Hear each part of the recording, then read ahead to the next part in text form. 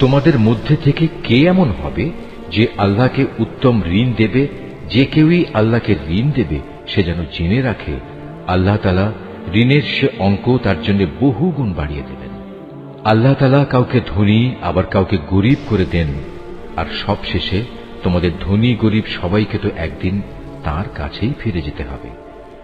তুমি কি বনী ইসরাইল দলের কতিপয় নেতা সম্পর্কে চিন্তা করনি, যখন তারা মুসার আগমনের পর তদানীন্তন নবীর কাছে বলেছিল, আমাদের জন্য একজন বাদশা ঠিক করে দাও, যেন তার সাথে আমরা আল্লাহর পথে লড়াই করতে পারি। আল্লাহর নবী তাদের বলল, তোমাদের অবস্থা আগের লোকদের মতো এমন হবে না তো, যে আল্লাহ তাআলা তোমাদের লড়াইয়ের আদেশ দেবেন এবং তোমরা লড়াই করবে না? তারা বলল, আমরা কেন আল্লাহর পথে লড়ব না?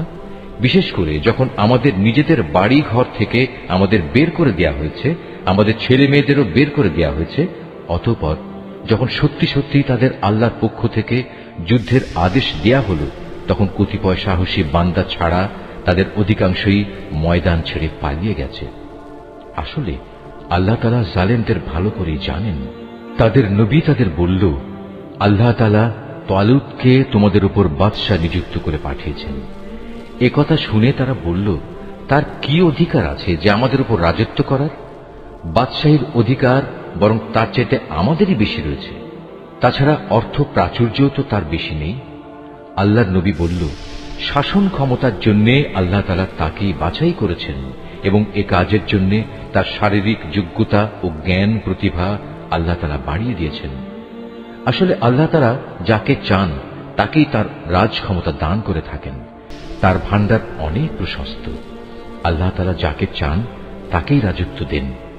আল্লাহ তাআলা প্রাচুর্যময় ও মহাবিজ্ঞ।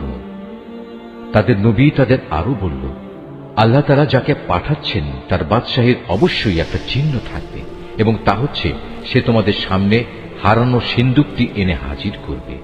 এতে তোমাদের জন্য আল্লাহর পক্ষ থেকে সান্ত্বনা ও প্রশান্তির বিষয় থাকবে। তাছাড়া এ অমূল্য সিন্দুকে মুসা ও হারুনের পরিবার পরিজনের কিছু রেখে যাওয়া জিনিসপত্রও থাকবে। আল্লাহ তাআলার নির্দেশে তার ফেরেশতারা এই সিন্দুক তোমাদের জন্য বহন করে আনবে। যদি তোমরা বিশ্বাস স্থাপন করো তাহলে তোমরা দেখবে এ সব কিছুতে তোমাদের জন্য এক ধরনের নিদর্শন রয়েছে।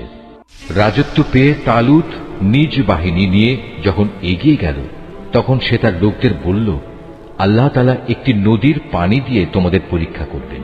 যদি তোমাদের মধ্যে কেউ এর পানি পান করে তাহলে সে আর আমার দলভুক্ত থাকবে না, আর যে ব্যক্তি তা খাবে না সে অবশ্যই আমার দলভুক্ত থাকবে। তবে কেউ যদি তার হাত দিয়ে সামান্য এক আঁজলা পানি খেয়ে নেয় তা ভিন্ন কথা।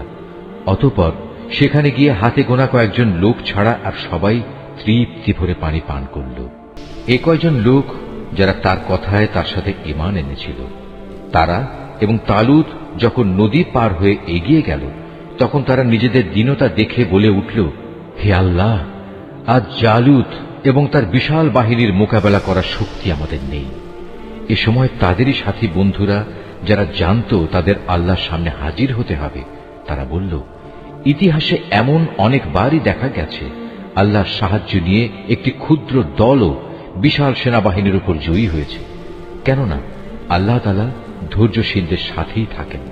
তারপর যখন সে তার সৈন্য নিয়ে মোকাবেলা করার জন্য দাঁড়ালো, তখন তারা আল্লাহর কাছে সাহায্য চেয়ে বলল, হে আমাদের মালিক, তুমি আমাদের সবরের তৌফিক দান করো। দুশমনের মোকাবেলায় আমাদের কদম অটল রাখো এবং অবিশ্বাসী কাফেরদের মোকাবেলায় তুমি আমাদের সাহায্য করো। লড়াইয়ের ময়দানে তারা তাদের পর্যুদস্ত লাঞ্ছিত করে দিল এবং দাউদ আল্লাহর সাহায্য নিয়ে জালুতকে হত্যা করল। আল্লাহ তাআলা তাকে দুনিয়ার রাজত্ব দান করলেন এবং তাকে রাজ ক্ষমতা চালানোর কৌশল শিক্ষা দিলেন। আল্লাহ তাআলা তাকে নিজ ইচ্ছা মতো আরো বহু বিষয়ের জ্ঞান দান করলেন। আসলে আল্লাহ তাআলা যদি যুগে যুগে একদল লোককে দিয়ে আর একদল লোককে শায়েস্তা না করতেন, তাহলে এই ভূখণ্ড ফিতনা ফাসাদে ভরে যেত। কিন্তু আল্লাহ তাআলা তা চাননি, কেননা আল্লাহ তাআলা এ সৃষ্টিগুলোর উপর বড়ই অনুগ্রহশীল। এ কিতাবে বর্ণিত এসব ঘটনা হচ্ছে আল্লাহর এক একটা নিদর্শন মাত্র, যা যথাযথভাবে আমি তোমাকে শুনিয়েছি। এর কোনো ঘটনাই তো তুমি জানতে না। তুমি অবশ্যই আমার পাঠানো নবী রাসূলদের একজন। এই যে নবী রসুলরা রয়েছে, এদের কাউকে কারো উপর আমি বেশি মর্যাদা দান করেছি। এদের মধ্যে এমনও কেউ ছিল যাদের সাথে আল্লাহ তাআলা কথা বলেছেন এবং এর মাধ্যমে কারো মর্যাদা তিনি বাড়িয়ে দিয়েছেন। আমি মরিয়মের ছেলে ঈসাকে কতিপয় উজ্জ্বল নিদর্শন দিয়েছিলাম, অতঃপর পবিত্র রূহের মাধ্যমে তাকে আমি সাহায্য করেছি। আল্লাহ তাআলা চাইলে তাদের আগমনের পর যাদের কাছে এসব উজ্জ্বল নিদর্শন এসেছে তারা কখনো মারামারিতে লিপ্ত হতো না, কিন্তু রসুলদের পর তারা দলে উপদলে বিভক্ত হয়ে গেল। অতঃপর তাদের মধ্যে কিছু লোক ঈমান আনল, আবার তাদের কিছু লোক আল্লাহ তাআলা ও তাঁর নবীকে অস্বীকার করল। অথচ আল্লাহ পাক চাইলে এরা কেউই যুদ্ধ বিগ্রহে লিপ্ত হতো না, কিন্তু আল্লাহ তাআলা যা চান তাই করেন। হে ঈমানদাররা, তোমরা যারা ঈমান এনেছ, আমার দেয়া ধন সম্পদ থেকে আমার পথে ব্যয় করো সেদিনটি আসার আগে, যেদিন কোনো বেচাকেনা চলবে না, কোন রকম বন্ধুত্ব ভালোবাসাও কাজে আসবে না, না সেদিন কারো কাছ থেকে কোনো সুপারিশ গ্রহণ করা হবে। মূলত এদিনের অস্বীকারীরাই হচ্ছে জালেম। মহান আল্লাহ তাআলা, তিনি ছাড়া দ্বিতীয় কোনো ইলাহ নেই। তিনি চিরঞ্জীব, তিনি অনাদি সত্তা। ঘুম তো দূরের কথা, সামান্য তন্দ্রাও তাকে আচ্ছন্ন করে না। আসমান সমূহ ও জমিনে যা কিছু আছে তার সবকিছুরই একচ্ছত্র মালিকানা তাঁর।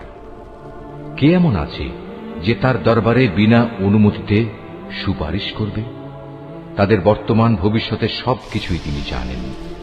তার জানা বিষয়সমূহের কোনো কিছুই কারো জ্ঞানের সীমা পরিসীমার আয়ত্তাধীন হতে পারে না। তবে কিছু জ্ঞান যদি তিনি কাউকে দান করে থাকেন তবে তা ভিন্ন কথা। তার বিশাল সাম্রাজ্য আসমান জমিনের সবকিছুই পরিবেষ্টন করে আছে। এই উভয়টির হেফাজত করার কাজ কখনো তাকে পরিশ্রান্ত করে না। তিনি পরাক্রমশালী ও অসীম মর্যাদাবান। আল্লাহর দ্বীনের ব্যাপারে কোনো জোর জবরদস্তি নেই, কারণ সত্য এখানে মিথ্যা থেকে পরিষ্কার হয়ে গেছে।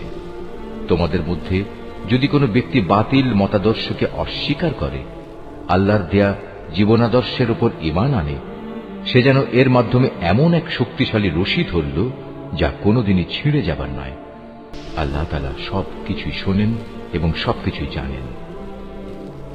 যারা আল্লাহর উপর ঈমান আনে, আল্লাহ তাআলাই হচ্ছেন তাদের সাহায্যকারী বন্ধু। তিনি জাহেলিয়াতের অন্ধকার থেকে তাদের ঈমানের আলোতে বের করে নিয়ে আসেন। অপরদিকে যারা আল্লাহকে অস্বীকার করে, বাতিল শক্তিসমূহই হয়ে থাকে তাদের সাহায্যকারী। তা তাদের দ্বীনের আলোক থেকে কুফরির অন্ধকারের দিকে নিয়ে যায়। এরাই হচ্ছে প্রকৃতপক্ষে জাহান্নামের অধিবাসী। সেখানে তারা চিরদিন থাকবে। তুমি কি সে ব্যক্তির অবস্থা দেখোনি যে ব্যক্তিকে আল্লাহ তাআলা দুনিয়ার রাষ্ট্র ক্ষমতা দেওয়ার পর সেই ইব্রাহিমের সাথে স্বয়ং মালিকের ব্যাপারে বিতর্কে লিপ্ত হল? বিতর্কের এক পর্যায়ে ইব্রাহিম বলল, আমার মালিক তিনি, যিনি সৃষ্টিকুলকে জীবন দান করেন, মৃত্যু দান করেন। সে বলল, জীবন মৃত্যু তো আমিও দিয়ে থাকি। ইব্রাহিম বলল, আমার আল্লাহ তাআলা পূর্ব দিক থেকে প্রতিদিন সূর্যের উদয় ঘটান। একবার তুমি তা পশ্চিম দিক থেকে বের করে দেখাও তো। এতে সত্য অস্বীকারী ব্যক্তিটি হতভম্ব হয়ে গেল। আসলে আল্লাহ তাআলা জালেম জাতিকে কখনো পথের দিশা দেন না। অথবা ঘটনাটি কি সেই ব্যক্তির মতো যে একটি বস্তির পাশ দিয়ে যাবার সময় যখন দেখল তা বিধ্বস্ত হয়ে আপন অস্তিত্বের উপর মুখ থুবড়ে পড়ে আছে, তখন সে ব্যক্তি বলল, এ মৃত জনপদকে কিভাবে আল্লাহ তাআলা আবার পুনরুজ্জীবন দান করবেন? এক পর্যায়ে আল্লাহ তাআলা সত্যি সত্যি তাকে মৃত্যু দান করলেন এবং এভাবেই তাকে 100 বছর ধরে মৃত ফেলে রাখলেন। অতঃপর তাকে পুনরায় জীবিত করলেন। এবার জিজ্ঞেস করলেন, বলতে পারো তুমি কতকাল মৃত অবস্থায় কাটিয়েছ? সে বলল, আমি একদিন কিংবা একদিনের কিছু অংশ মৃত অবস্থায় কাটিয়েছি। আল্লাহ তাআলা বললেন, বরং এমনি অবস্থায় তুমি 100 বছর কাটিয়ে দিয়েছ। তাকিয়ে দেখো তোমার নিজস্ব খাবার ও পানীয়ের দিকে, দেখবে তা বিন্দু মাত্র পচেনি।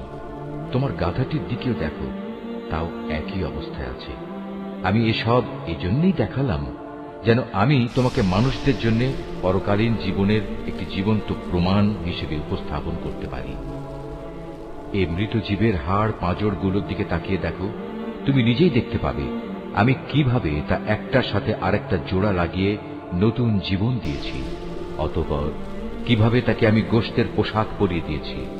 অতএব এভাবে আল্লাহর দেখানো এ বিষয়টি যখন তার কাছে পরিষ্কার হয়ে গেল, তখন সে বলে উঠল, আমি এটা জানি, অবশ্যই আল্লাহ তাআলা সব কিছুর উপর ক্ষমতাবান।